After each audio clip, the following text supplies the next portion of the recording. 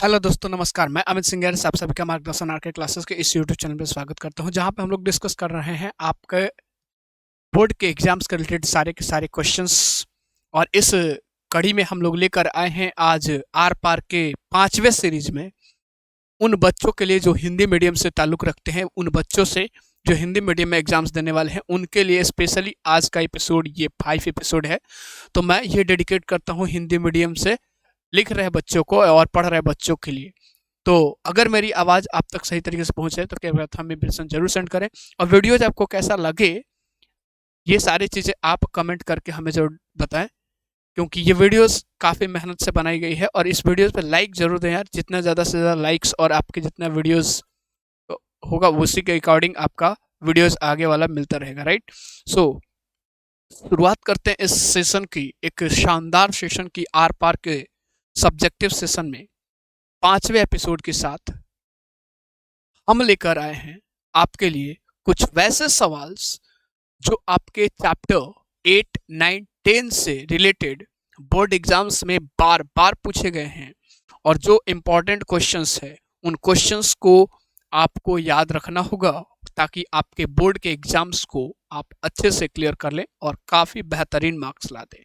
तो इस सीरीज में ज़्यादा वक्त नहीं लेंगे, शुरुआत करते हैं अपने सेशन की। और इस सेशन में हमारे पास ये एपिसोड नंबर है 5। इस एपिसोड में हमारे पास काफ़ी ज़्यादा क्वेश्चंस होंगे, और इस क्वेश्चंस में हमारे पास इस यूनिट का नाम है बायोलॉजी इन ह्यूमन वेलफेयर, यानी कि मानव कल्याण में जीव विज्ञान की क्या भूमिका है। इसमें हमारे पास 3 चैप्टर आते हैं, ह्यूमन हेल्थ एंड डिजीज और strategies for advancement in food production और माइक्रोब्स इन ह्यूमन वेलफेयर, यानी कि चैप्टर नंबर 8, 9 एंड 10।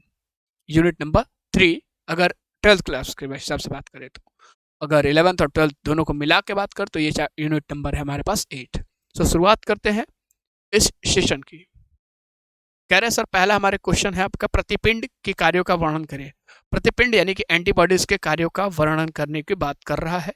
तो एंटीबॉडीज के कार्यों के बारे में तो बहुत अच्छे से जानते हैं हम लोग। प्रतिपिंड के कार्य क्या है? एक वर्ड आता है ऑप्सनाइजेशन। ऑप्सनाइजेशन क्या होता है, राइट? हमारे पास सवाल आएगा। तो कह रहा है बाहरी पदार्थ जैसे बैक्टीरिया को एंटीबॉडी इस तरह से आवृत कर ढक लेता है जिससे फैगोसाइट उसे पहचान कर सकता है और फैगोसाइट उसे नष्ट कर देता है। यानी कि जब भी हमारे बॉडी पे बाहर से कोई ये बैक्टीरिया अटैक करता है तो उसमें एंटीजेंस क्या करता है, उसको ढक लेता है, ठीक है। एंटीजेंस बाहर से क्या, वो आने वाले बैक्टीरिया क्या बोलेंगे, एंटीजेंस, और एंटीबॉडी उसको क्या कर लेता है, ढक लेता है। इस तरह से ढक लेगा कि वो पहचान लेगा कि आखिर उसका कौन सा कंपोनेंट है जो हमारे शरीर के लिए और हमारे इस बॉडी के लिए खतरनाक साबित हो सकते हैं या फिर नुकसान साबित करते हैं। और उस फैगोसाइट को पहचान लेगा तो उसे हम लोग उसको क्या कर देता है, नष्ट कर देता है। और इस प्रक्रिया को हम लोग बोलते हैं, यानी कि उसको ढक करके नष्ट करने की प्रक्रिया को हम लोग बोलते हैं यहाँ पे ऑप्सनाइजेशन। ये याद रखेंगे। यानी कि समझ लीजिए कि एक छोटा सा बच्चा आया, एक छोटा सा शत्रु आया, और जैसे हमें पता चला है उसको क्या रजाई के अंदर या फिर किसी का कपड़े के अंदर ढक लिया और उसको ऊपर से दे दिया और खत्म कर दिया। तो ये प्रोसेस जो है ऑप्सनाइजेशन होता है। अब जो हमारे पास उदासीनता एंटीबॉडी बैक्टीरिया द्वारा स्रावित विषाक्त पदार्थ को उदासीन बना देता है। सिंपल सी बात है, उदासीन बना देगा, यानी कि वहां पे काम नहीं कर पाएगा। इनएक्टिव जिसको इंग्लिश में बोलते हैं, इनएक्टिव कर देगा। एग्लूटिनेशन, अब सवाल आता है एग्लूटिनेशन, हमारे पास एक वर्ड आता है एग्लूटिनेशन। एंटीबॉडीज एंटीजन से संयुक्त होकर वृहद आकार लेता है, और वो भी आपका कैसा होता है सर, अघुलनशील होता है और जटिल पदार्थ तैयार करता है। ये चीज याद रखेंगे, जो एंटीजन के विशेष जैव कार्य में बाधा पहुंचाता है। वो इस तरह से पहचान लेता है सर कि ये हमारे पास जैसे ही हमारे पास जाएगा तो इसके साथ जुड़ करके इसके कार्यों को बाधित करने लगेगा। जैसे ही बाधित करेगा, हमारे पास पहुंचा है, पता चल जाएगा कि वो हमारे पास वो नुकसान पहुंचा रहा है, और इस कंडीशन में हमारे पास पूरे का पूरा काम हो जाता है। दूसरा क्वेश्चन है सर हमारे पास आपका टाइफाइड, यानी कि टाइफाइड को हम लोग बोलते हैं मियादी बुखार, राइट।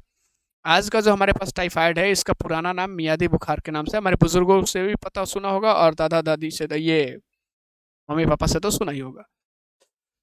तो ये बुखार की बीमारी का रोगजनक क्या है, यानी कि कौन सा ऐसा है चीज है जो रोग को फैलाता है, इसका लक्षण क्या है, संक्रमण की विधि क्या है, कैसे फैलता है और इसके उपचार के बारे में आपको क्या जानते हैं। तो मलेरिया, टाइफाइड और निमोनिया ये सारे चीज़ के आप ज़रूर देखेंगे, ये सवाल आते हैं। तो टाइफाइड बात करते हैं तो टाइफाइड एक संक्रामक रोग है। संक्रामक कहने का मतलब कि एक इंसान से दूसरे इंसान में फैलता है, और जो एक बैक्टीरिया है, जीवाणु है, जिसका नाम है सैल्मोनेला टाइफी। सैल्मोनेला टाइफी के द्वारा इसको क्या किया जाता है, फैलाया जाता है। याद रखेंगे। इसके लक्षण में हमारे पास बात करते हैं तो सिर में दर्द होने लगता है, आमाशय में दर्द होने यानी पेट में दर्द होता है, उसके साथ साथ मानसिक तनाव, एकदम ऐसा लगता है कुछ टेंशन टेंशन चीज हो रही है, राइट। तो टेंशन वाले चीजें होती है, तो इस कंडीशन में हमारे पास समझ में आ जानी चाहिए कि थोड़ा सा कंडीशन हमारी सर खराब है, तो डॉक्टर की सहायता लें। संक्रमण की विधि क्या होता है सर, क्या आपका कैसे फैलता है। तो सैल्मोनेला टाइफी नामक जो जीवाणु होता है रोगी के मलमूत्र एवं रोगी के रक्त में पाया जाता है। ये जो जीवाणु होता है हमारे शरीर में किसी तरह से प्रवेश कर जाता है, और जब हम लोग मलमूत्र त्यागते हैं या फिर उसके इंसान के जो इसका संक्रमित रोग है इंसान है, उसके रक्त में भी पाया जाता है। और ये जब घरेलू मक्खियां रोग के मलमूत्र या फिर मलमूत्र में बैठती है, तो भोज्य पदार्थ और पेय पदार्थों पर बैठ कर उसे दूषित कर देता है, ठीक है। वो उस मलमूत्र में बैठी और फिर वहां से उठ करके हमारे भोजन वाले पदार्थों पर बैठ गई, तो उस तरीके से हमारे पास दूषित हो जाता है, और एज ए रिजल्ट, ऐसे एज ए परिणाम स्वरूप, जिसके परिणाम स्वरूप हमारे पास क्या होता है, यह बीमारी फैल जाती है। इसका उपचार की बात करते हैं तो क्या करते हैं सर, इसका नियंत्रण प्रतिजैविक के द्वारा किया जा सकता है। प्रतिजैविक के द्वारा एंटीबॉडीज के द्वारा ये चीज, ठीक है, एंटीबॉडीज के द्वारा ये चीज किया जा सकता है।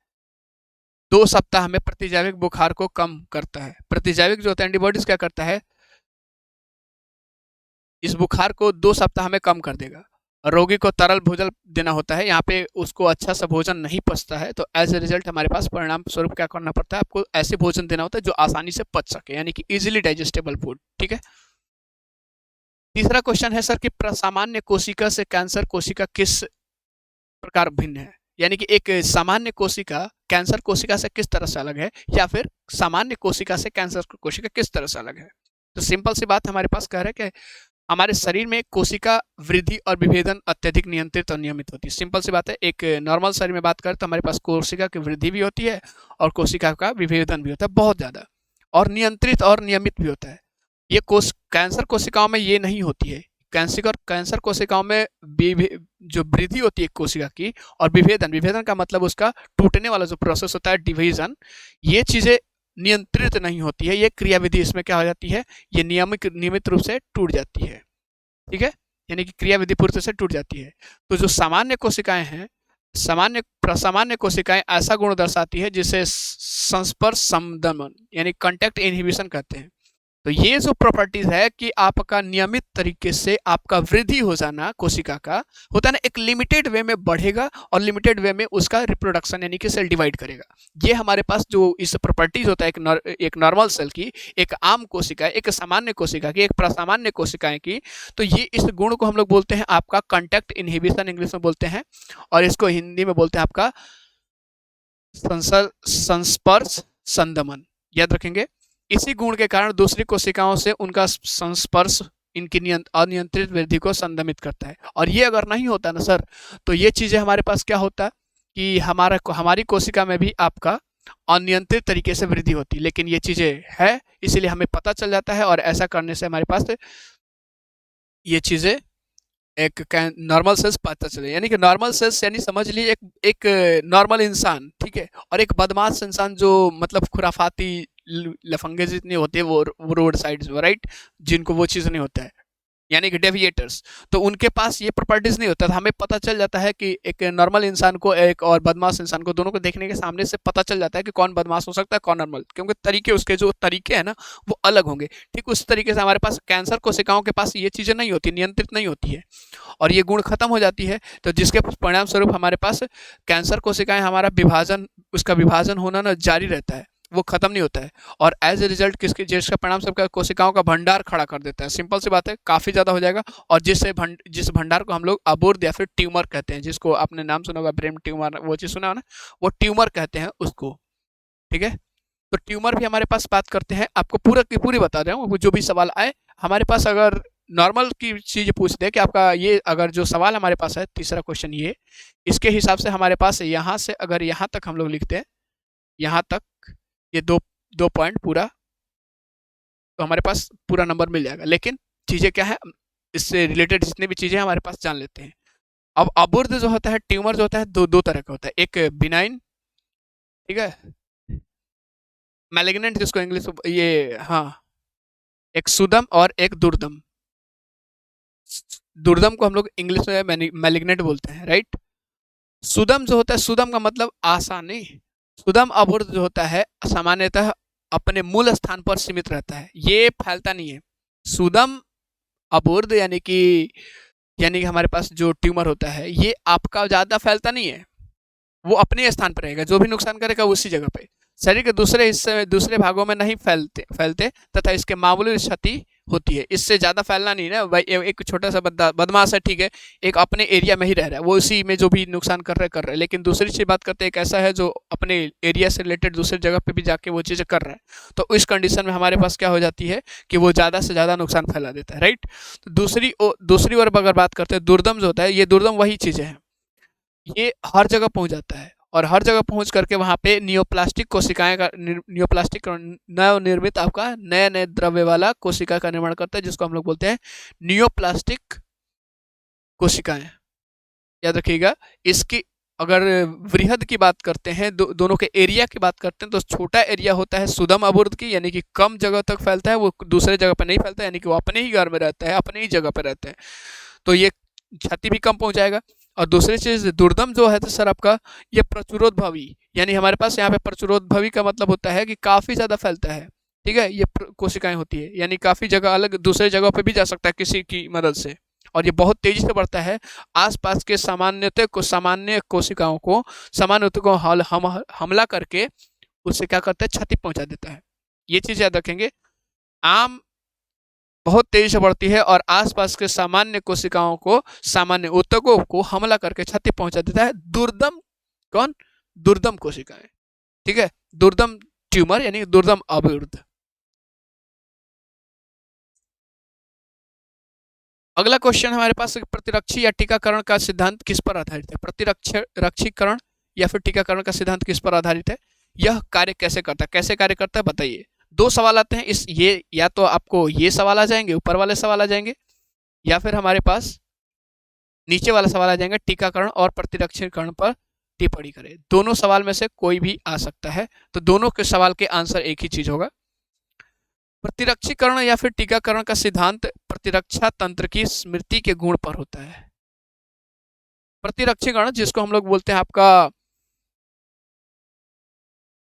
वैक्सीनेशन, इम्यूनाइजेशन, और वैक्सीनेशन टीकाकरण, इम्यूनाइजेशन, वैक्सीनेशन। और याद रखेंगे हमारे पास दो वर्ड है, हमारे पास एक टीकाकरण है, तो टीकाकरण का मतलब होता है वैक्सीनेशन, और एक हमारे पास प्रतिरक्षण का, इसका मतलब होता है इम्यूनाइजेशन।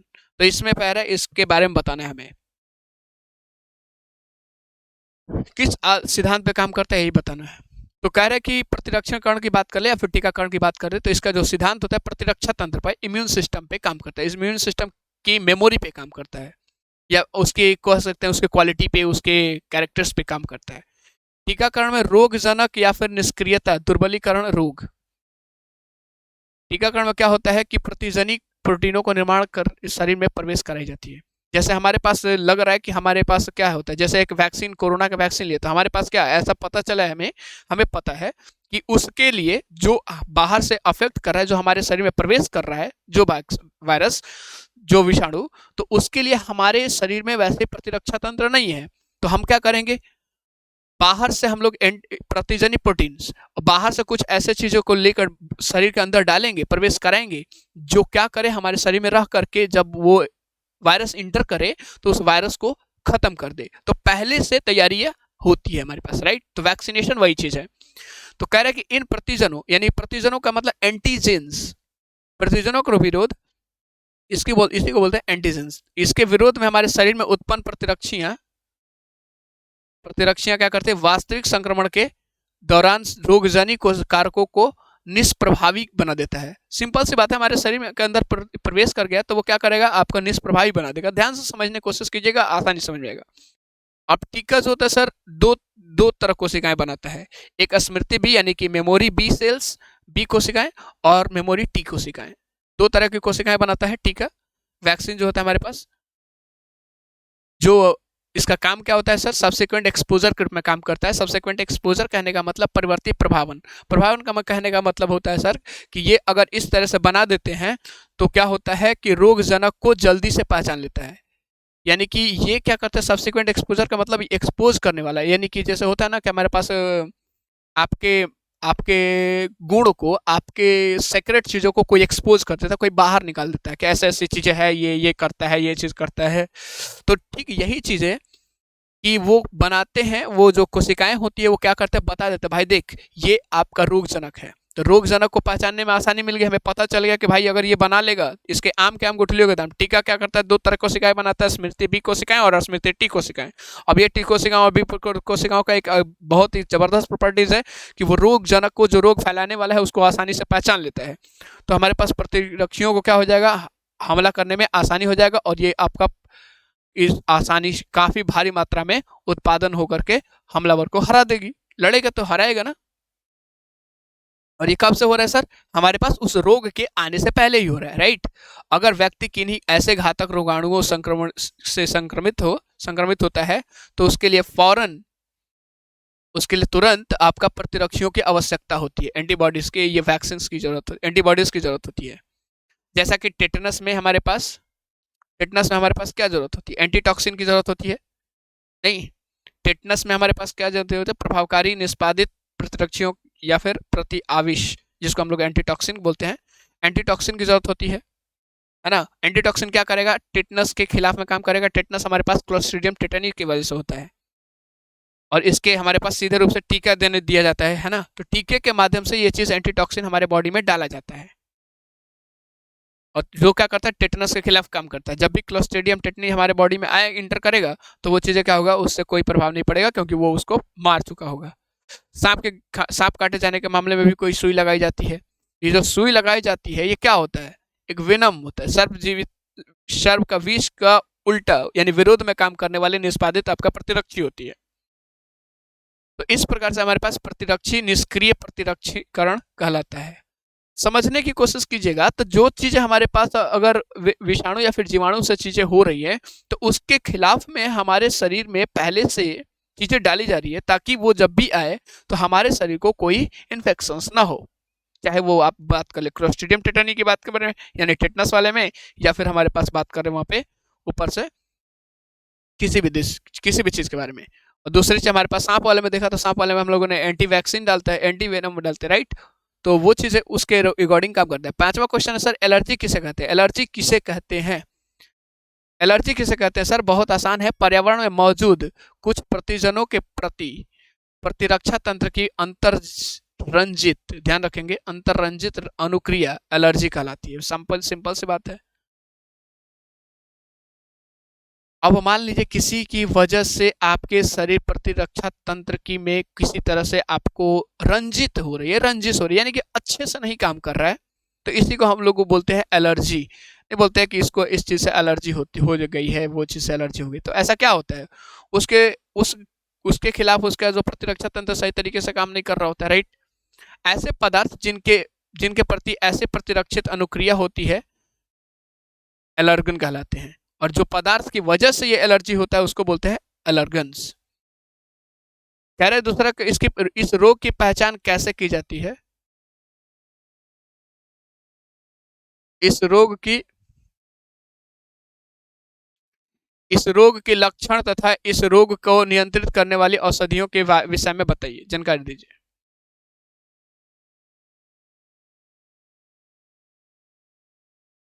इनके प्रति बनने वाली प्रतिरक्षियां आईई होता है, याद रखेंगे। एलर्जी के रिलेटेड में जो भी आपका एंटीबॉडीज बनता है, उसको आईई प्रकार की बोलते हैं, आईजीई, यानी कि इम्यूनोग्लोबिन ई। एलर्गन सामान्यतः किस तरह के होते हैं, धूल में चिचड़ी, पराग यानी कि पॉलन ग्रेन्स वाला, डैंडर्स, जो धूल में नहीं छोटे छोटे से आपका बीज टाइप का उड़ते हैं, लघुशल्क, उसको, वो चीज़ हमारे पास आपका एलर्गन्स के कारण हो सकते हैं, और इससे एलर्जी हो सकती है। एलर्जी अनुक्रियाओं के लक्षण में क्या होता है सर, छींकना आ जाता है, छींक आती है, आंख में पानी भर जाता है, बहती नाक बहने लगती है और सांस लेने में काफ़ी कठिनाई होती है। इस कंडीशन में हमारे पास एक इंसान काफ़ी तरीके से, काफ़ी ज़बरदस्त तरीके से त्रस्त हो जाता है। एलर्जी क्या करता है सर? एलर्जी मास्ट कोशिकाओं से हिस्टामिन और सेरोटोनिन जैसे रसायनों के निकलने के कारण होती है। मास्ट कोशिकाओं से अगर हिस्टामिन या फिर सेरोटोनिन जैसे रसायन निकलते हैं तो यहाँ पे एलर्जी की संभावनाएं बन जाती है। एलर्जी का कारण जानने के लिए रोग की संभावित एलर्गन को बहुत ही थोड़ी ही मात्रा टीका द्वारा दी जाती है। अब एलर्जी ये नहीं पता है कि आपका किस चीज से हुई है, तो थोड़ा थोड़ा करके वो चीज टिक सारी चीज का टिक कर दिया जाता है। ठीक है, थोड़ा ये कर लो, थोड़ा वो इसका ले लो। अब जिससे हमारे पास जल्दी घट जाता है, जिससे हमारे पास वो इंसान को रिलैक्स फील होने लगता है, तो इसका मतलब समझ में आ जाता है कि एलर्जी का जो इस एलर्जी को फैलाने वाले एलर्गन्स कौन है। आधुनिक जीवन शैली में फलस्वरूप लोगों के प्रतिरक्षा घटी है। हाँ, आज तो है ही, आज एंटीबायोटिक ये इम्यून सिस्टम तो आपका घटी हुई है पूरा तरीके से, और एलर्गनों के प्रति संवेदनशील बढ़ी है। भारत के महानगरों में अधिक, चलिए ये चीज़ नहीं है ज़्यादा, आप याद रखेंगे यहाँ पे ये वाला पॉइंट लास्ट वाला है। इस कारण बच्चों के प्रारंभिक जीवन काल में उन्हें बहुत सुरक्षित पर्यावरण रखना हो सकता है। ये सारे चीज़ें, 2-3 पॉइंट यहाँ पे हमारे पास एक एक ये रहा, एक ये रहा और एक ये रहा, और चौथा चीज़ हमारे पास ये 4 पॉइंट्स आप याद रखेंगे, इसके अलावा कोई भी चीज़ जरूरत नहीं है। एड्स की रोकथाम पर एक संक्षिप्त लेख लिखिए। एड्स किस तरह से रोका जा सकता है? अगर बात करते हैं तो एड्स की रोकथाम अगर बात करें तो सबसे पहला पॉइंट आपको एड्स की रोकथाम दिख रहा है, राइट? एड्स की रोकथाम। एड्स को ठीक नहीं किया जा सकता, ये तो पक्की बात है, पूरे तरीके से ठीक नहीं किया जा सकता है। इसलिए इसकी रोकथाम की सबसे उत्तम उपाय है, यानी कि इसको ठीक नहीं कह सकते तो रोकथाम ही है ना, something is better than nothing. इसके अलावा हमारे पास एचआईवी संक्रमण असेचन क्या करता है सर? इसका फैलाव कैसे होता है? पहले तो ये तो आपको पता है कि एचआईवी की वजह से होता है, तो इसके फैलने के लिए हमारे पास क्या होता है?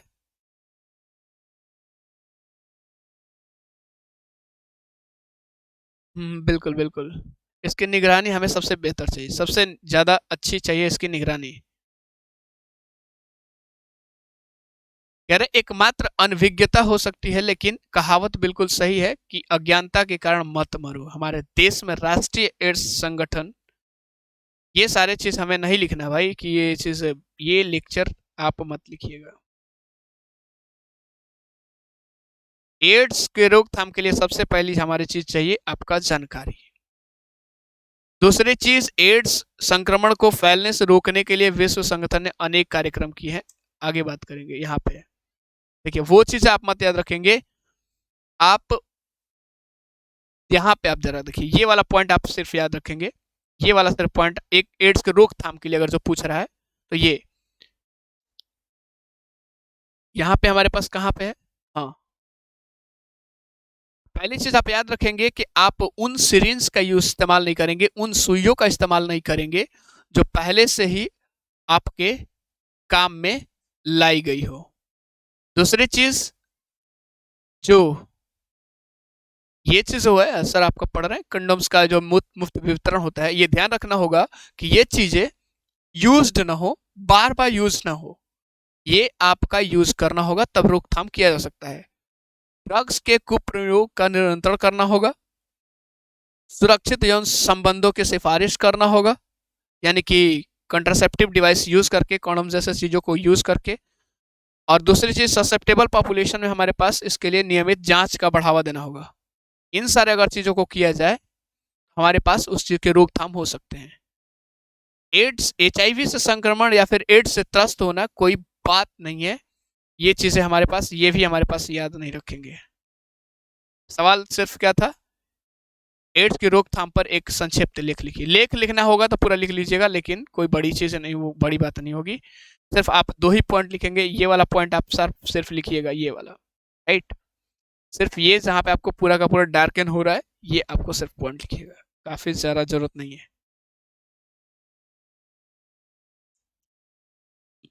रोग का प्रसार कैसे होता है? किसी भी रोग का अगर बात करते हैं, फैलाव कैसे होता है? बहुत ही आसान तरीके से आसान तरीका है इस सवाल को याद रखने का कि रोग के प्रसार हमारे पास संक्रमित रोग अगर है तो वो संक्रमित रोग से सीधा संपर्क द्वारा नहीं, अगर संक्रमित रोग है तो सीधा संपर्क द्वारा हो सकता है। गुणाणु गुणाणु रोगाणुवाहक जैसे मच्छर, मक्खी आदि द्वारा, यानी कि जो रोग को फैलाने वाले लोग हैं, जो चीजें हैं जैसे मच्छर मक्खी अगर सामने रहेंगे, बगल में रहेंगे, आपके अगल बगल में रहेंगे तो आपको रोग फैलेगा। यानी कि जैसे मलेरिया की एग्जांपल ले लेते हैं, हमारे अगल बगल में अगर वो चीज़ सीवेज, नली का पानी साफ नहीं है, अगल बगल की चीज़ें गंदगी है, तो वो चीज़ें रहेंगे, जल जमाव है तो रहेंगे। अगर आप जो भोजन लेते हैं, अगर वो जो भोजन लेते हैं या फिर जो पानी पीते हैं, अगर वो हमारे पास संक्रमित है, गंदगी है उसमें, तो हमारे पास रोग होंगे। जैसे हमारे पास यहाँ पे हैजा की बात करता है, कलरा, राइट। संक्रमित साधनों जैसे सुई, शरीर, द्रव्य, रक्त, सीरम आदि स्वस्थ मनुष्य के संबंध, अगर वो संक्रमित इंसान के या फिर संक्रमित सुई अगर एक स्वस्थ मनुष्य के शरीर के संबंध में होंगे, आएंगे, तो हमारे पास एड्स जैसे डिजीज भी फैलेंगे। कह रहे हैं रेबीज बीमारी के कारण लक्षण एवं नियंत्रण के बारे में बताएं। रेबीज बीमारी की बात करते हैं तो सर रेबीज जंतुओं द्वारा, जैसे बिल्ली, कुत्ता आदि जैसे इसमें कारक होते हैं जो फैलाने वाले होते हैं, इनके काटने से होता है।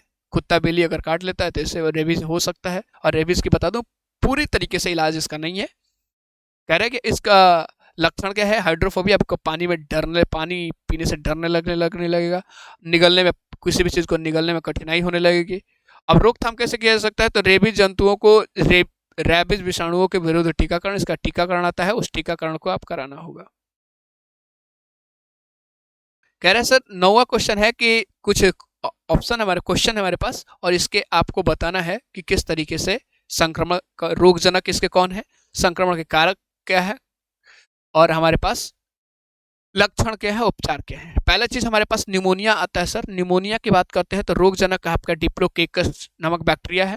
संक्रमण द्वारा बात करते हैं तो वायु द्वारा संचारित होता है, आपका संक्रमित व्यक्ति द्वारा छोड़े गए बिंदु को द्वारा, यानी कि संक्रमित व्यक्ति अगर मान लो गंदगी छोड़ दिया कहीं पे, वही उसके द्वारा हो सकता है। संक्रमित गिलास, यानी कि एक इंसान अगर किसी गिलास से पानी पिया है और वो संक्रमित है पहले से, उस रोग से ग्रसित है, तो आप उस गिलास को या बर्तन को आप यूज करने से पहले, इस्तेमाल करने से पहले आप अच्छे से धो लें उसको, ठीक है, साफ कर लें।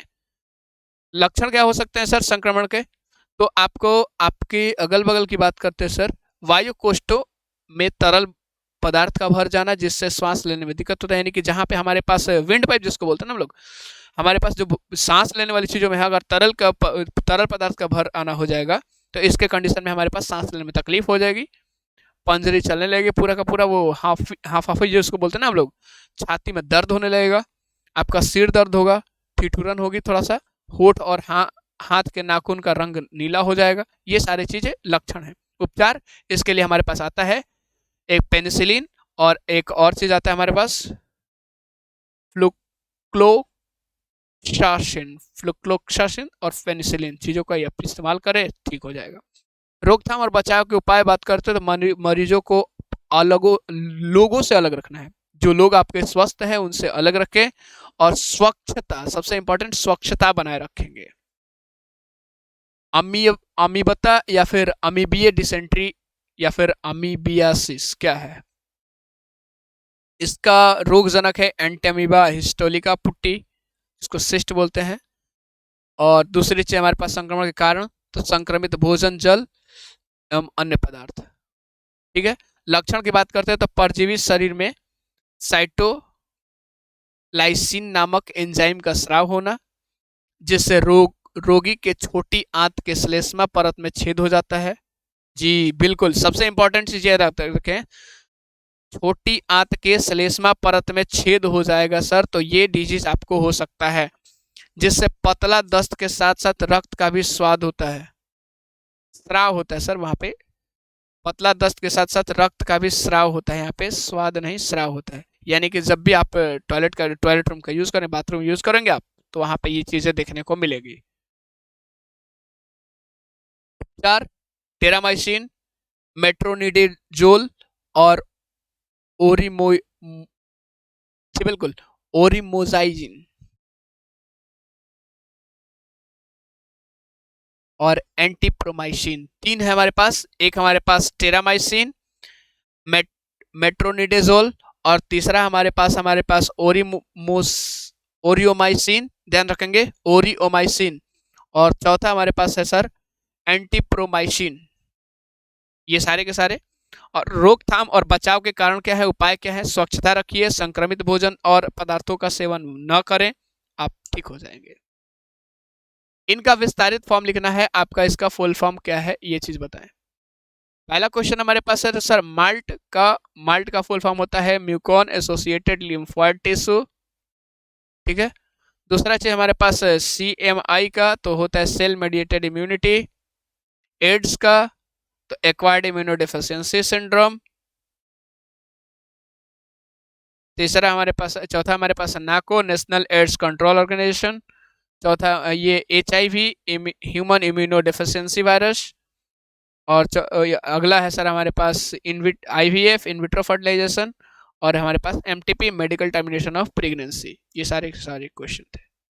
अगला है हमारे पास एड्स के 2 लक्षणों की विवेचना करें। एड्स के क्या क्या लक्षण हो सकते हैं। पहला हमारे पास, जी बिल्कुल, एक प्रकार का फेफड़े का रोग हो जाता है, त्वचा का कैंसर हो जाता है इसमें हमारे पास, और फेफड़े में भी रोग होने लगता है, त्वचा का कैंसर हो जाता है इसकी वजह से। जन्मजात रोग की परिभाषा दे। वैसा रोग जो जन्म से ही हो, जन्मजात रोग कहलाता है, जैसे अंधापन और बहरापन। कह रहा था कैंसर के 2 लक्षण बताइए। कैंसर के 2 लक्षण, आपके भार में कमी हो जाएगी और शरीर के किसी भाग में अत्यधिक वृद्धि हो जाएगी। हैजा के क्या कारण है, हैजा के बारे में आपको तो बताया था ये चीजें। हैजा का कारण क्लोरी नामक बैक्टीरिया के द्वारा ये होता है, ये चीजें कॉलेरी नामक जीवाणु के द्वारा। इस जीवाणु से संदूषित पेय पदार्थ या फिर खाद्य पदार्थ ग्रहण किया जाता है और तो यह रोग उत्पन्न हो जाता है, ठीक है। हमारे पास है सर हैजा के लक्षण तथा नियंत्रण के बारे में बताइए। लक्षण आपको बताया, यहाँ पे लक्षण आपके पास है ना, हैजा के कारण, नियंत्रण एवं लक्षण। इस रोग में लगातार मलमूत्र त्यागना पड़ता है, पहली चीज हमारे पास। और मल का रंग चावल के माड़ की तरह हो जाता है, सफेद हो जाता है, और इसमें फैटा भी होता है। नियंत्रण की बात करते हैं। मल एवं फैंटा को तुरंत साफ कर मिट्टी के नीचे दबा देना चाहिए और व्यक्तिगत साफ सफाई पर ध्यान रखना चाहिए। जल पानी को उबालकर यानी कि बॉयल करके पीना चाहिए।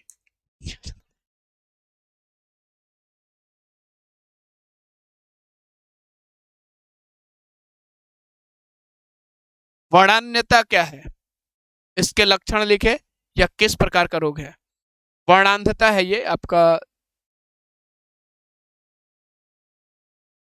या आंखों की एक बीमारी है।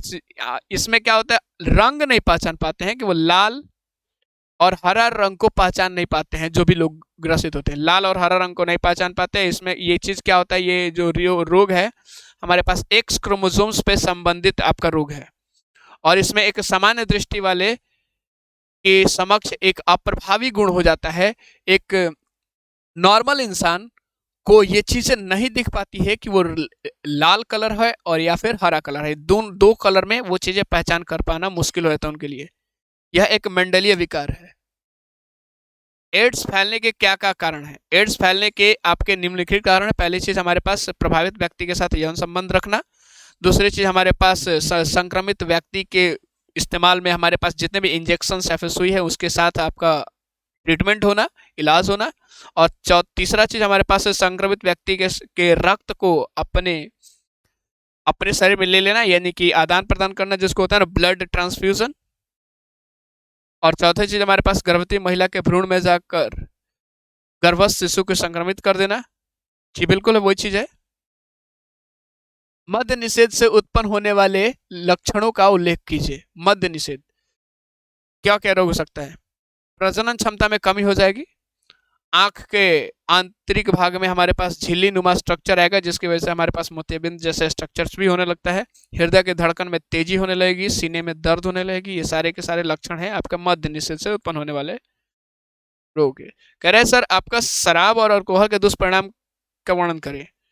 शराब और अल्कोहल के बहुत सारे चीज़ें सर हमारे पास जितना काम कर रहे थे उतना काम नहीं कर पाइएगा, उसकी आपकी अपेक्षाकृत आपकी कार्य क्षमता घट जाएगी, मानसिक विकार उत्पन्न होने लगेगी। तीसरी चीज यकृत का खराब हो जाना यानी लीवर खराब हो जाने होने की संभावना होती है।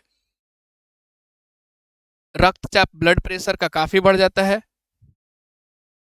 और चौथी पांचवी चीज है सर हृदय संबंधी रोग हो जाएगा, हार्ट डिजीज होगा, होश और हवास खो जाएगा, हृदय गति अचानक रुक जाएगा, कैंसर रोग का हो जाना ये भी इसके ही लक्षण है।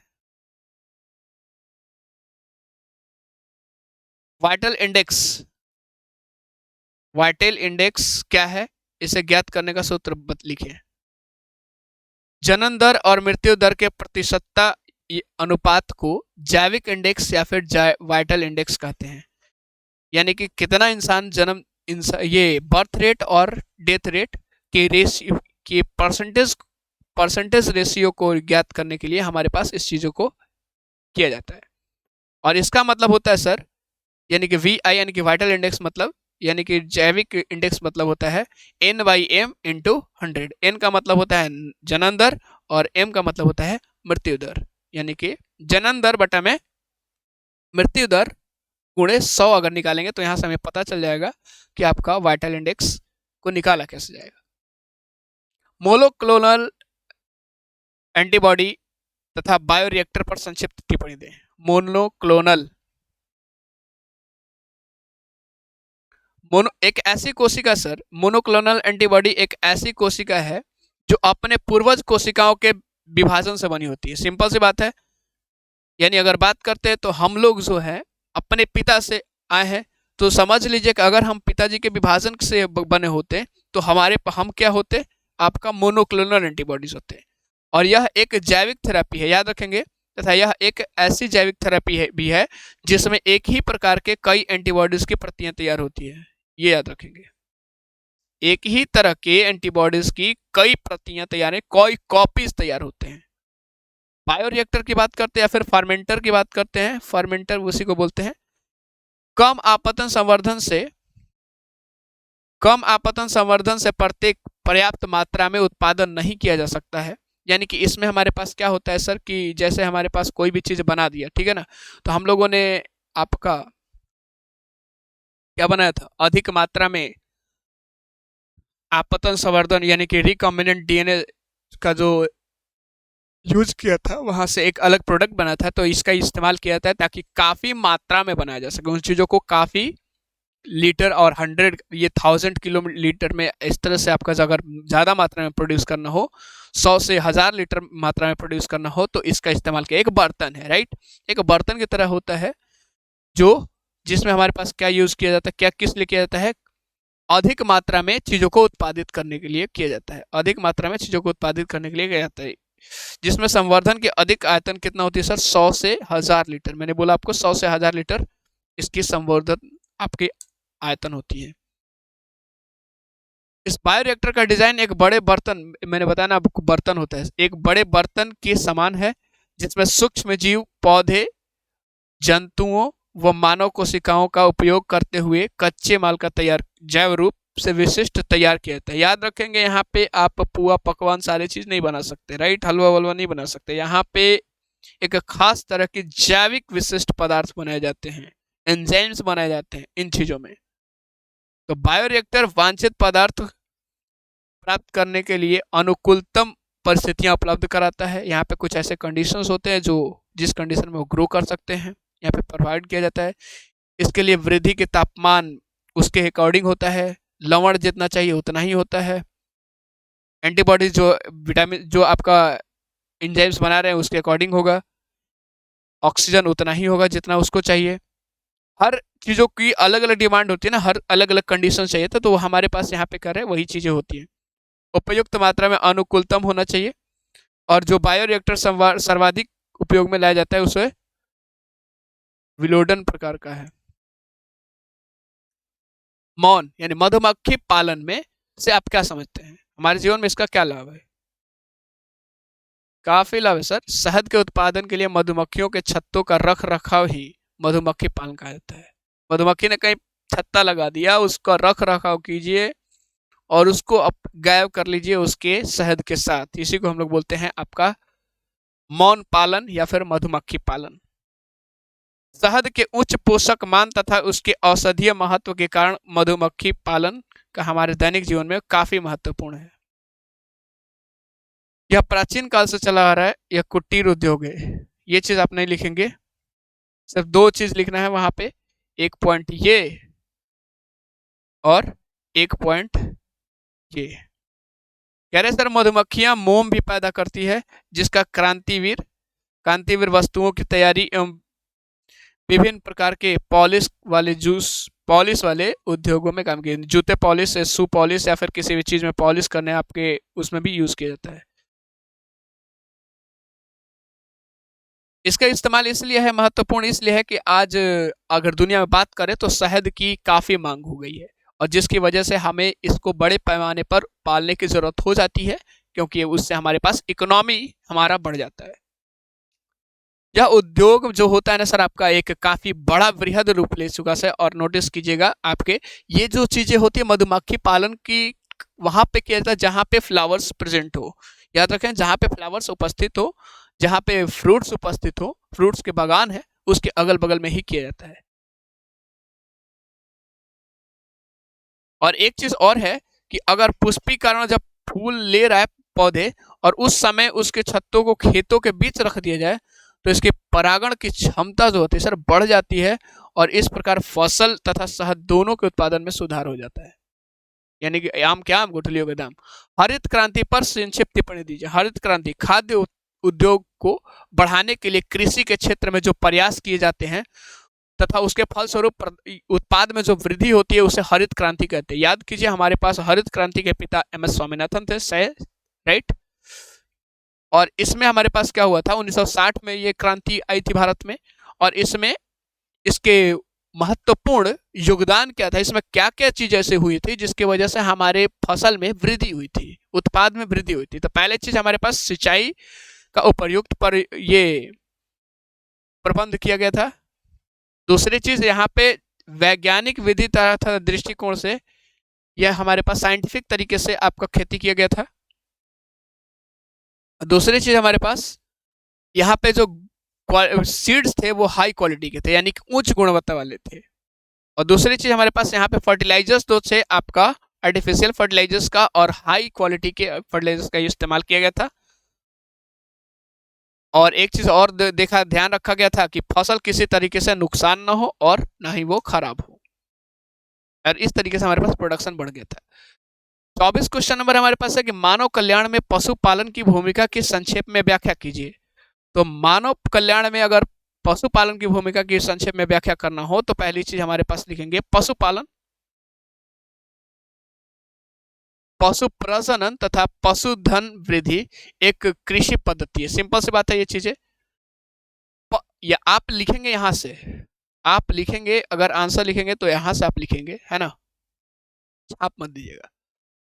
पशुपालन का संबंध किससे होता है सर, पशुधन, जैसे भैंस, गाय, सुअर, घोड़ा, बकरी, इसका प्रजनन से,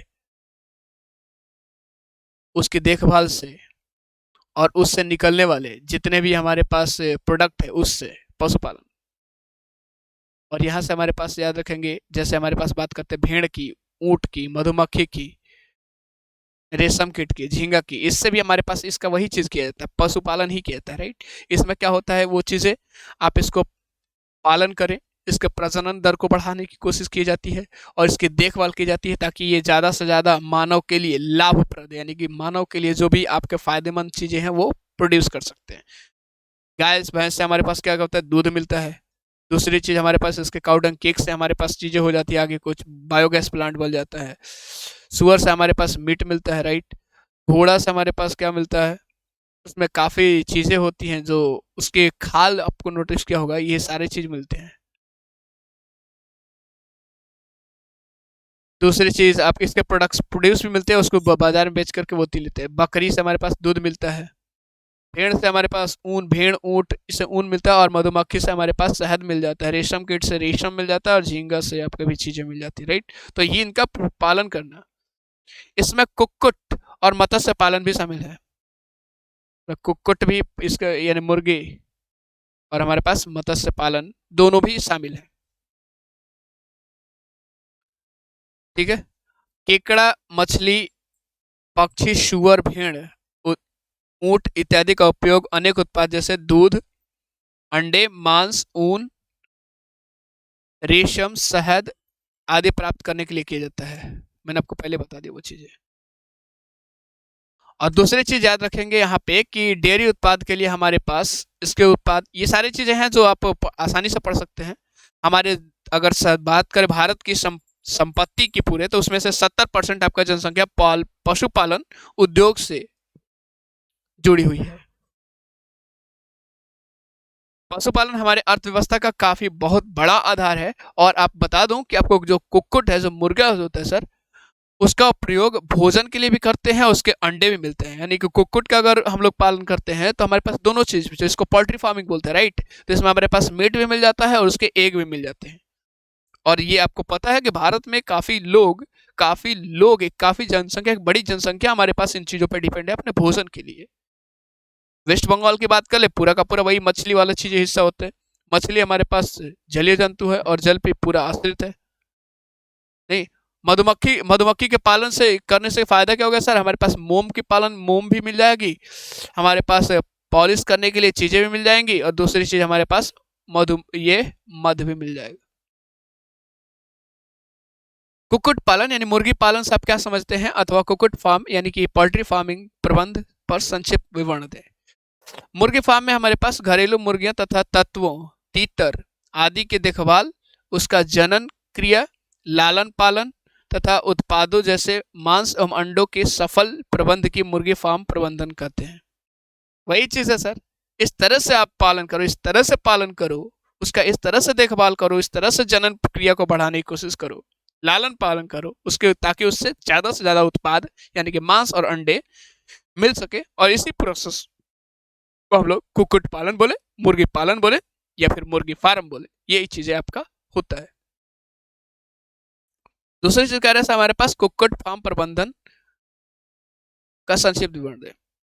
इसकी सफलता के लिए हमारे पास फार्म के क्षेत्रफल के हिसाब से मुर्गियों की संख्या रखना, मुर्गियों को रोगों से बचाव के लिए टीके का प्रयोग करना, सांपों और बिल्ली यहाँ पे न आए इससे बचने के लिए इसकी काफी अच्छी व्यवस्था करना। अगर बिल्ली आ गई तो सर खत्म हो जाएगा, सांप आ जाएगा तो भी दिक्कत हो जाएगा। ठंडे से बचाना, इसको ठंड गर्मी से बचाने के लिए आपको व्यवस्था करना, पौष्टिक आहार की उपलब्धता जरूरी है। अंतः प्रजनन क्या है यानी कि इनब्रीडिंग क्या है? कह रहे सर कि अंतः प्रजनन का अर्थ होता है एक ही नस्ल के अधिक निकट व्यक्ति के मध्य 4 से 6 पीढ़ी तक संगम होना। 4 से 6 पीढ़ी तक एक ही व्यक्ति के, एक ही नस्ल के अधिक निकटस्थ यानी कि नजदीक के व्यक्ति के मध्य आपका अगर ये चीजें होता है, प्रजनन होता है, तो इसको बोलते हैं इनब्रीडिंग। प्रजनन की कार्यनीति कुछ इस तरह से होती है कि एक नस्ल से आपका उत्तम किस्म का नर, एक हमारे पास नस्ल से आप उत्तम किस्म का नर ले लीजिए, और उत्तम किस्म की मादा को पहले अभिनिर्धारित किया जाता है। यानी एक तरफ से नर अच्छा होना चाहिए और एक तरफ से मादा अच्छा होना चाहिए, और दोनों का संगम कराया जाता है। और इन दोनों को संगम कराने की प्रक्रिया को हम बोलते हैं हम लोग अंतः प्रजनन यानी इनब्रीडिंग।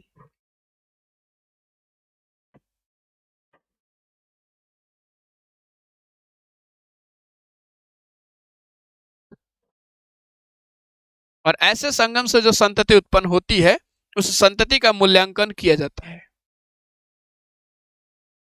याद रखेंगे, ऐसे संगम से जो संतति उत्पन्न होती है, उस संतति से उसका मूल्यांकन किया जाता है। उसके भविष्य में कराए जाने वाले संगम के लिए अत्यंत ही उच्च उत्तम किस्म के नर, यानी मूल्यांकन करने का मतलब उसमें टैगिंग यार उसको बोलते हैं। जैसे हमारे पास वो चीजें आगे के लिए जरूरी हो जाए कि हमें पता चल जाएगा कि इसका अब किस तरीके से चीजों को कराएंगे कि अच्छा किस्म आ जाएगा। पशुओं में श्रेष्ठ मादा, चाहे वह गाय या भैंस हो, प्रति दुग्धीकरण पर अत्यधिक दूध देती है। पीड़क प्रतिरोधी पौधे पर संक्षिप्त विवरण दें, संक्षिप्त टिप्पणी दें। पीड़क प्रतिरोधी, अब ध्यान से सुनिएगा, 2 पॉइंट्स हमारे पास है यहाँ पे। कह रहे अनुवांशिक अभियांत्रिकी की विधियों एवं विज्ञान के में विकास होने से बैसिलस thuringiensis, याद रखेंगे बैसिलस thuringiensis, ये पॉइंट आप याद रखेंगे।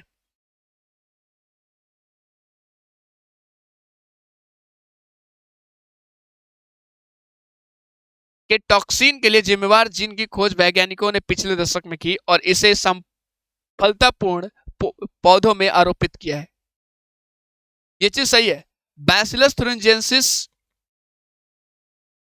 से एक हमारे पास बैक्टीरिया है, राइट,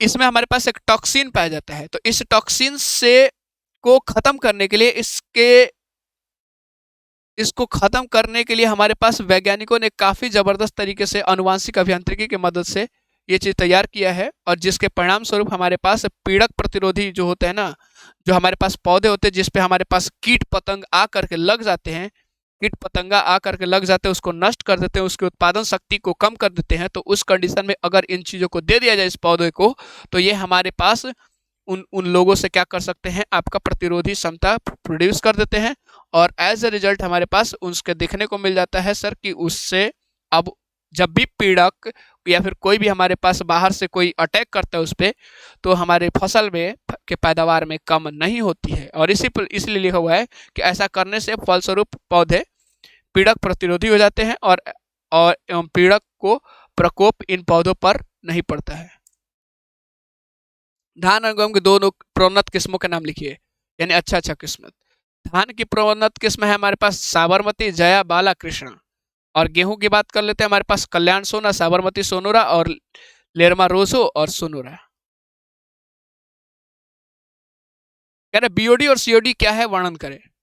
बीओडी और सीओडी, कह रहे सर कार्बनिक अवशिष्ट की मात्रा बढ़ने से अपघटन की दर बढ़ती है। कार्बनिक अवशिष्ट बढ़ने की मात्रा से अपघटन की दर बढ़ती है तथा ऑक्सीजन की उपयोगिता बढ़ जाता है। जल में घुल गई ऑक्सीजन से डीओ की मात्रा घट जाती है। बीओडी ऑक्सीजन मापक है, याद रखेंगे, बीओडी ऑक्सीजन को मापता है। ऐसे जैव रासायनिक ऑक्सीजन जल में कार्बनिक पदार्थों के अपघटन की दर का पता करता है, जहां बीओडी वहां डीओ निम्न होता है। यानी कि बीओडी और डीओ, याद रखेंगे, बीओडी और डीओ एक दूसरे के ऑपोजिट में काम करता है। बीओडी क्या है हमारे पास, कार्बनिक अवशिष्ट। बीओडी क्या है, ऑक्सीजन मापक है। और सीओडी क्या होता है, सीओडी का मतलब केमिकल ऑक्सीजन मांग, यानी कि उसमें बायोलॉजिकल ऑक्सीजन मांग होता है, और यहाँ पे हमारे पास रासायनिक ऑक्सीजन मांग, oxygen demand, right, chemical oxygen demand और बायोलॉजिकल ऑक्सीजन डिमांड। यह जल में प्रदूषण के भार का मापक है। ये जल में कितना प्रदूषण हुआ है इसके भार को मापता है, और ये हमारे पास ऑक्सीजन को मापता है। एक ऑक्सीजन को मापता है और एक भार को मापता है। जल में कार्बनिक पदार्थों के ऑक्सीकरण हेतु आवश्यक O2 की मात्रा के बराबर होता है। कह रहे सर उर्णक पर टिप्पणी कीजिए। उर्णक क्या है, फ्लॉक्स। दोस्तों वीडियोस को जरूर लाइक कीजिएगा ताकि आपके लिए ये आगे के भी क्वेश्चंस आपको लाता रहूं। 30 से 33 सवाल हैं आपके पास सर, ये पूरा का पूरा आपके प्रीवियस ईयर्स में पूछे गए सवाल हैं। सर यांत्रिक वातन टंकियों में यांत्रिक रूप से वायुवीय जीवाणु के लिए हवा प्रवाहित किया जाता है। इस कंडीशन में हमारे पास क्या होता है, यांत्रिक वातन टंकियां जो होती है उसमें यांत्रिक रूप से यानी कि मैकेनिकली आपका क्या किया जाता है, जीवाणु के लिए हवा प्रवाहित किया जाता है। जो भी जीवाणु है उसके लिए वायु यानी ऑक्सीजन प्रोवाइड की जाती है। इसके लिए पंप या वातक एरेटर की जरूरत होती है, कराया जाता है, जिससे इन जीवों को लगातार ऑक्सीजन मिलता रहे। ऑक्सीजन की जरूरत होती है ना भाई, ऑक्सीजन की अगर जरूरत ना होती तो सवाल आता है कि वो जितने भी जीवाणु हैं उसको जितने भी खराब चीजें उसको खाते कैसे, खत्म कैसे करते, वो मर जाते ना। तो इसलिए हमारे पास इससे सूक्ष्म जीव लगातार एक वृद्धि कर जीवाणु झुंड के रूप में उड़क बनाते हैं। और ये जरूरी है हमारे पास, ये जरूरी होता है क्योंकि ये काफी हमारे पास बायोगैस वाले में काम करते हैं। नाइट्रोजन स्थिरीकरण में सूक्ष्म जीव की भूमिका के बारे में बताएं। नाइट्रोजन स्थिरीकरण में सूक्ष्म जीव की भूमिका के बारे में कौन नहीं जानता है। इसी के प्रक्रिया के माध्यम से हमारे पास पृथ्वी के वायुमंडल के नाइट्रोजन अमोनिया तथा जीवों में के लिए लाभकारक परिवर्तित होता है। हमारे एक पृथ्वी पे रह रहे प्लांट्स के पास इतनी ताकत नहीं होती है कि वो हमारे पास क्या कर सके, उसको छोटे छोटे टुकड़ों में तोड़ सके, राइट, छोटे छोटे टुकड़ों में तोड़ सके। तो इसीलिए हमारे पास यहाँ पे नाइट्रोजन स्थिरीकरण के लिए पृथ्वी के वायुमंडल की जो नाइट्रोजन है, इसलिए हमारे पास यहाँ पे कुछ जीवाणु की जरूरत होती है और वो जीवाणु हमारे पास क्या करता है, उसको तोड़ता है। नाइट्रोजन स्थिरीकरण आपका पादपों तथा अन्य जीवों में अनिवार्य है। क्यों? कुछ जीव की बुनियादी निर्माण के लिए आपका अकार्बनिक नाइट्रोजन की जरूरत होती है और इसीलिए नाइट्रोजन चक्र के रूप में यह कृषि एवं उर्वरक के निर्माण के लिए आवश्यक है। यहाँ पे हमारे पास कुछ नाइट्रोसोमोनास बैक्टीरिया हमारे पास होते हैं, राइजोबियम बैक्टीरिया होते हैं, नॉस्टोक होते हैं, ये काफ़ी ये काफ़ी बहुत सारे बैक्टीरिया होते हैं जो चीज़ें हमारे पास इसमें मदद करते हैं। क्या करते हैं, वो बाहर से नाइट्रोजन को लेते हैं और छोटे छोटे टुकड़ों में तोड़ देते हैं। नाइट्रोजन स्थिरीकरण आपका सूक्ष्म जीवाणु जैसे एजोटोबैक्टर द्वारा मिट्टी में प्राकृतिक रूप से किया जाता है। कुछ नाइट्रोजन फिक्सिंग बैक्टीरिया भी होते हैं जैसे लेगुमिनोसी कुल के साथ आपका सजीवित होते हैं। लेगुमिनोसे में मतलब वही चीज बोल रहा हूं मैं, आपका राइजोबियम बैक्टीरिया। जीवाणु जितने भी आपके दलहनी पौधे हैं उनके जड़ों में ग्रंथित होते हैं।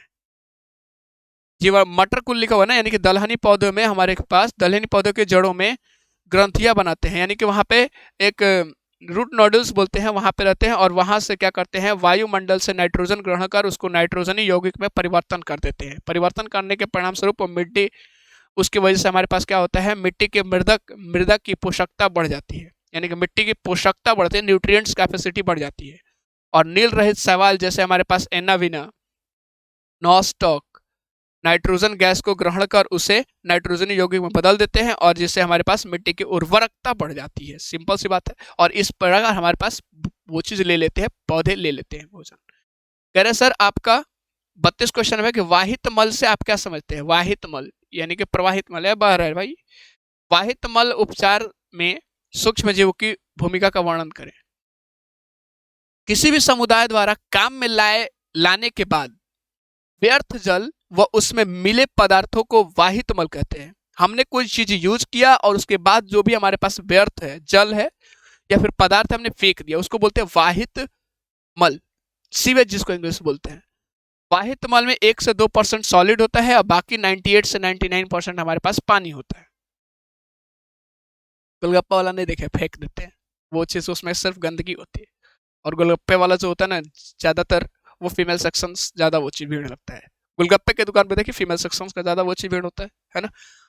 वाहित मल में कार्बनिक पदार्थ अधिक मात्रा में रहते हैं। कार्बनिक पदार्थ अधिक मात्रा, सही बात है। और इसलिए हमारे पास जीवाणु एवं अन्य सूक्ष्म जीव की संख्या इसमें वृद्धि होती है, काफी ज्यादा वृद्धि हो जाती है, जिससे जलाशय में घुली ऑक्सीजन की सांद्रता कम हो जाती है। जब जीव ज्यादा होंगे तो आपका जलाशय यानी कि जितने भी जलीय जगह है वहां पे इसकी क्या बोलते हैं, जीवाणुओं की संख्या बढ़ जाएगी तो ऑक्सीजन वहां पे कम हो जाएगी और इसके परिणाम स्वरूप हमारे पास बायोलॉजिकल ऑक्सीजन डिमांड में यानी कि बायोलॉजिकल ऑक्सीजन डिमांड यानी कि बीओडी में वृद्धि हो जाएगी। आपको बताया आपको कि जितना जीव रहेंगे उतना ही बायोलॉजिकल डिमांड बढ़ेगी क्योंकि जरूरत होगी ऑक्सीजन की। अतः इस प्रकार जलीय जंतुओं के साथ साथ मनुष्यों के लिए भी हानिकारक हो जाता है ये चीजें। इसके सेवन से अनेक प्रकार की बीमारियां भी उत्पन्न होती है। वाहित मल के उपचार में सूक्ष्म जीव की क्या भूमिका हो सकती है। सूक्ष्म जीव की भूमिका क्या हो सकती है उपचार करने में। तो ये चीज हमारे पास क्या करते हैं, कार्बनिक प्रदूषकों का अपघटन करते हैं। इसके लिए सूक्ष्म जीवों के ऑक्सीडेशन पॉइंट चाहिए, और ठीक है, ऑक्सीडेशन पॉइंट या फिर यांत्रिक टंकियां, याद कीजिए हमने बात किया था मैकेनिकल टैंक्स। का प्रयोग किया जाता है जिसमें इन उस सूक्ष्म जीवों के लिए लगातार ऑक्सीजन मिलता रहे। यानी कि बाहर से ऑक्सीजन हम प्रोवाइड करते हैं उसके लिए, ले भाई ले ले ले, खा ले खा ले खा ले, खाने खाने के परिणाम स्वरूप हमारे पास क्या करेगा, गंदगी चीजों को खत्म कर देगा, जिससे यह वृद्धि कर जीवाणु झुंड के रूप में उड़क या फिर फ्लॉक बनता है। और ये आपका सूक्ष्म जीव बहिस्राव के उपस्थित आपका कार्बनिक पदार्थों के प्रमुख भागों को खपत करता है और जिससे जल का पीओडी घट जाता है। ये सारे के सारे सवाल आपको कैसे लगे कमेंट करके जरूर बताइएगा। बहुत बहुत धन्यवाद इस सीरीज में अंत तक बने रहने के लिए। उम्मीद करता हूँ आपको वीडियोज अच्छा लगा हो, और वीडियोज अच्छा लगा हो तो वीडियोज को लाइक जरूर कीजिएगा और चैनल को सब्सक्राइब कीजिएगा, चैनल को शेयर भी करिएगा दोस्तों के साथ, ताकि ज़्यादा से ज़्यादा लोग कनेक्ट हो सके। 2-3 दिनों से मैं लाइव नहीं आ पा रहा था जिसकी वजह से, कुछ प्रॉब्लम्स की वजह से, लेकिन अब लाइव आऊँगा। लेकिन ये चीज़ें आपके लिए था पूरा का पूरा हिंदी मीडियम के लिए। This is dedicated to the Hindi mediums. Thank you दोस्तों, have a nice day, stay healthy, stay live, stay happy forever. परीक्षा की तैयारी कीजिए, 1 तारीख से एग्जाम है। मेरी बेस्ट विशेष आपके साथ है। Have a nice day, best of luck, thank you so much. तब तक के लिए दुआ सलाम, जय हिंद, वंदे मातरम।